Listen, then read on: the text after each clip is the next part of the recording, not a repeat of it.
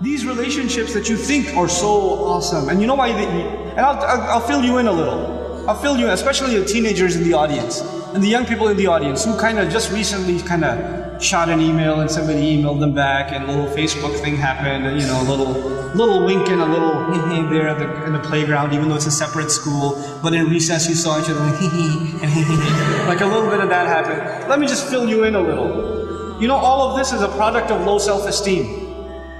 You think you're ugly. So if a guy thinks you're cute, you're like, really? I'm beautiful? You have low self-esteem. You think nobody's gonna like you, nobody's gonna want to marry you, and all of that stuff. And on the other hand, the guy, we don't have good friendships and good relationships, and we're looking for something.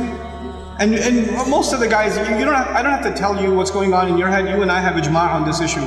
The things that go on in our head. There's no reason for me to explain all of that to you, But just because you have raging hormones and you're like daydreaming about girls and things like that, it doesn't mean that you're in love.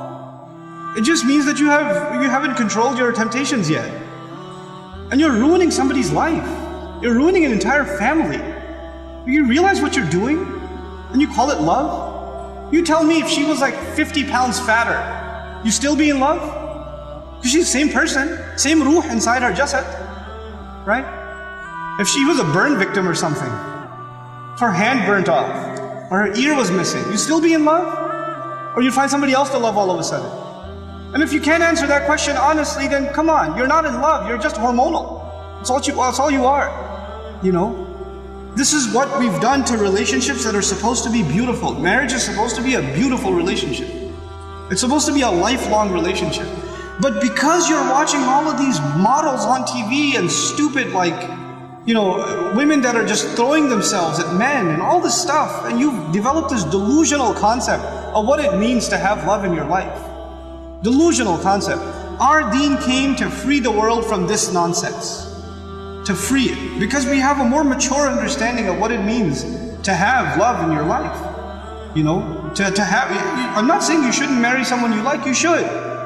You should be attracted to your future spouse. All of those things are fine.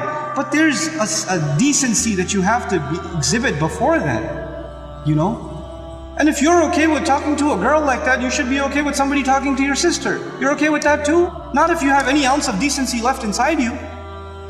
If you do, then this is how we have to end these things.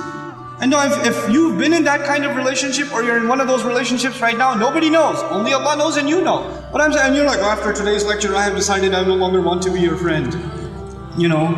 Don't even write that, because even then you're looking for a response. You're kidding yourself.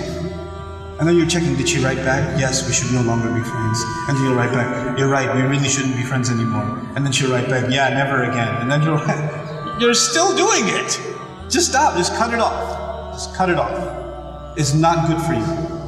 It's okay to be attracted to a girl. Allah put that in you. You're not evil for finding a girl beautiful. It's not haram for you to feel that way. You have to control it though. You have to control yourself.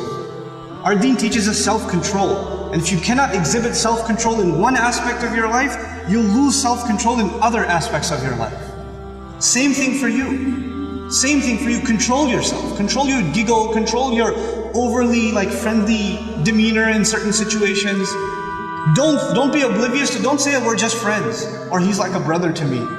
If he ain't your brother, he ain't your brother. That's it. That's it.